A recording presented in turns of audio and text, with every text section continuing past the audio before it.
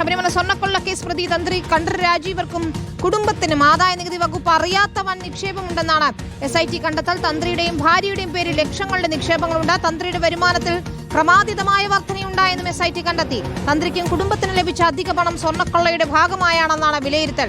പുതിയ കണ്ടെത്തലുകൾ ഇന്ന് ജാമ്യഹർജി പരിഗണിക്കുമ്പോൾ കോടതി അറിയിക്കും. ജയശങ്കറാണ് ചേരുന്നത് വിശദാംശങ്ങളുമായി. ജയശങ്കർ, നിർണായകമായ കണ്ടെത്തലുകൾ വരുന്നു തന്ത്രിയുടെ സ്വത്തുമായി ബന്ധപ്പെട്ടുകൊണ്ട്. വിശദാംശങ്ങൾ എന്താണ്? അതോടൊപ്പം എൻ വാസുവിന്റെ ഉൾപ്പെടെ ഹർജികളിൽ ഇന്നിപ്പോൾ തീരുമാനം ഉണ്ടായിട്ടില്ല. നാളെ ജാമ്യഹർജി സംബന്ധിച്ച തീരുമാനം ഉണ്ടാകുമെന്നും അറിയുന്നു.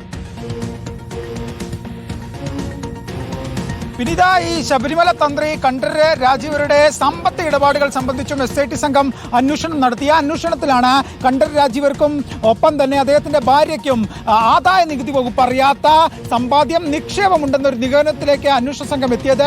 ഇതുമായി ബന്ധപ്പെട്ട വിശദമായ പരിശോധനകളും അന്വേഷണങ്ങളും SITയുടെ നേതൃത്വത്തിൽ നിലവിൽ നടക്കുകയാണ്.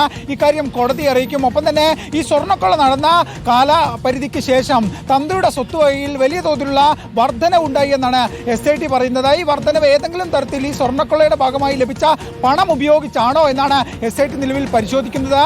ഇത്തരം നിഗമനങ്ങളെല്ലാം തന്നെ ഇന്ന് കൊല്ലം വിജിലൻസ് കോടതിയെ SIT സംഘം അറിയിക്കും. ഇന്ന് ഉച്ചയ്ക്ക് ശേഷമാണ് തന്ത്രിയുടെ ജാമ്യാപേക്ഷയിൽ കൊല്ലം വിജിലൻസ് കോടതിയിൽ പ്രോസിക്യൂഷൻ വാദ ഘട്ടത്തിലായിരിക്കും ഈ കാര്യങ്ങൾ അറിയിക്കുക. ഒപ്പം തന്നെ 2004 മുതൽ ഈ തന്ത്രിക്ക് ഈ ഉണ്ണികൃഷ്ണൻ പോറ്റിയുമായി ബന്ധമുണ്ടായിരുന്നു. ഇവർ തമ്മിൽ ഇടപാടുകൾ ഉണ്ടായിരുന്നു. എന്ത് ഇടപാട് ഉൾപ്പെടെയുള്ള കാര്യങ്ങൾ ഇനി SIT ആണ് വിശദീകരിക്കേണ്ടത്. അത് കോടതി അറിയിക്കുമെന്നാണ് മനസ്സിലാക്കുന്നത്. എന്തായാലും SIT തന്ത്രിക്കെതിരെ കൃത്യമായ മൊഴികളും തെളിവുകളും എല്ലാം തന്നെ കോടതിക്ക് മുമ്പിൽ ഇന്ന് സമർപ്പിക്കുമെന്നാണ് മനസ്സിലാക്കുന്നത്. ജാമ്യാപേക്ഷയെ പൂർണ്ണമായി വിശദാംശങ്ങൾ നൽകിയത്.